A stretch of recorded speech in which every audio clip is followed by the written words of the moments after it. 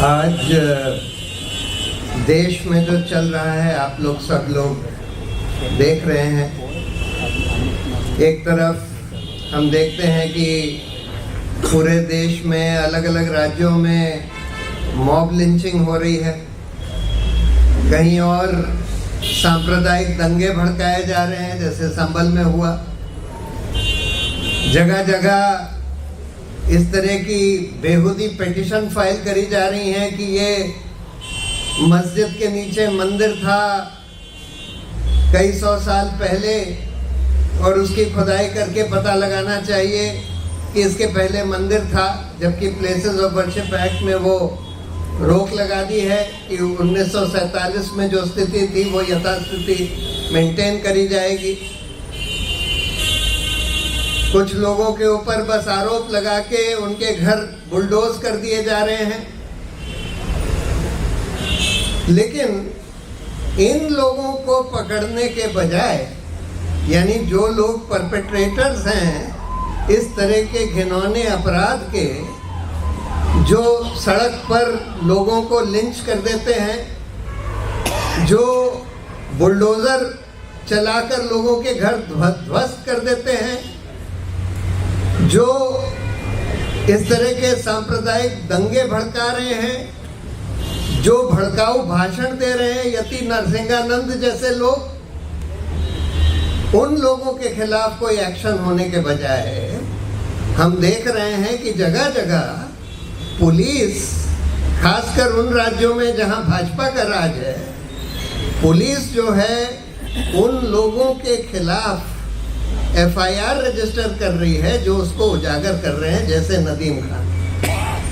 नदीम ने और उनके संस्था ने, association for protection of civil rights ने, कितने सारे इस तरह की घटनाओं के बारे में तहकीकात करके, फैक्ट फाइंडिंग करके रिपोर्ट बनाकर प्रकाशित करी है, यहीं से प्रकाशित करी है। आज वो शायद सिविल लिबर्टीज के स्पेस में सबसे मुस्तैद और सबसे इफेक्टिव कैंपेनर हैं सिविल लिबर्टीज के देश, लेकिन आज उनके खिलाफ FIR जो सबसे बढ़िया, और इसलिए FIR, जैसे आपको बताया कि उस FIR को आप पढ़ लीजिए, कोई उसमें क्राइम नहीं है।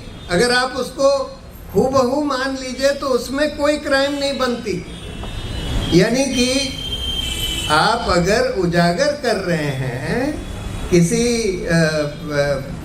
हेट स्पीचेस की, मॉब लिंचिंग की, इस तरह के क्राइम्स की, तो उसको उजागर करना किसी तरह का भी अपराध नहीं बनता।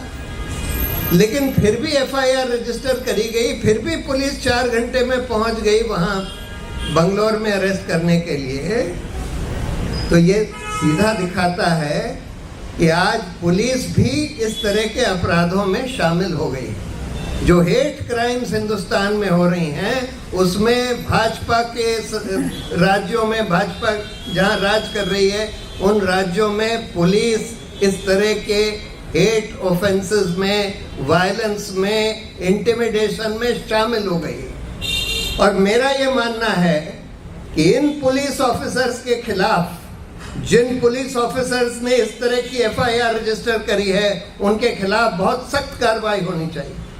और ये अनफॉर्चुनेट है कि आज हमारे देश की अदालतें ये देख रही हैं लेकिन ये आदेश नहीं दे रही।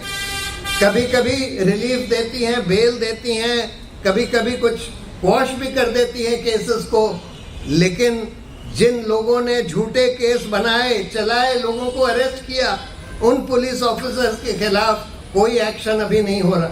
और ये होना बहुत ज़रूरी है, क्योंकि इस तरह का जो इंटिमिडेशन है, दादागिरी है पुलिस के द्वारा, ये तभी रुक पाएगी अगर इन पुलिस अफसरों के खिलाफ कोई एक्शन होगा। जुबैर के खिलाफ भी देखिए, मतलब क्या केस बनाया कि भाई आप नरसिंहानंद का उजागर कर रहे हैं कि उसने क्या, किस तरह के भड़काऊ भाषण दिए, तो आप नरसिंहानंद के खिलाफ हेट फैला रहे हैं। आप नरसिंहानंद को मॉब वायलेंस का टारगेट बना रहे हैं, ये FIR। यानी कि जो क्राइम को उजागर कर रहा है उसको आप कह रहे हैं। ये तो यही हो गया ना कि अगर आप किसी सीरियल रेपिस्ट को एक्सपोज करें कि भाई इसने एक के बाद एक 50 रेप कर दिए, तो फिर आपके ऊपर ये आरोप लगाया जाएगा कि आप उस सीरियल रेपिस्ट के खिलाफ हिंसा भड़का रहे हैं, क्योंकि उसके खिलाफ हेट फैला रहे हैं। यानी देश या हमारे देश की व्यवस्था इस हद तक पहुंच गई है कि इस तरह के पुलिस ऑफिसर्स के खिलाफ कोई एक्शन नहीं हो रहा। बिल्कुल तुरंत मैं तो ये सब सारे लोगों से, पूरे देश से, जुडिशरी से दरखास्त करना चाहता हूँ कि अब ये समय आ गया है कि इन सारे पुलिस ऑफिसर्स को एक एक करके चिन्हित करके इनके खिलाफ सख्त से सख्त कार्रवाई होनी चाहिए, इनको सस्पेंड करना चाहिए, इनके खिलाफ क्रिमिनल इंटिमिडेशन, फॉल्स प्रोसिक्यूशन वगैरह के केसेस चलाने चाहिए, तब जाकर ये सिलसिला रुकेगा। और नहीं तो ये देश जो है, इस देश में कानून का राज बिल्कुल ध्वस्त होता चला जा रहा है। और ये मत सोचिए कि सिर्फ एक ही कौम के ऊपर ये आफत आएगी। जब इस तरह का कानून का राज ध्वस्त होता है तो एक एक करके सब लोग उसमें पिसते हैं, सब पिसें।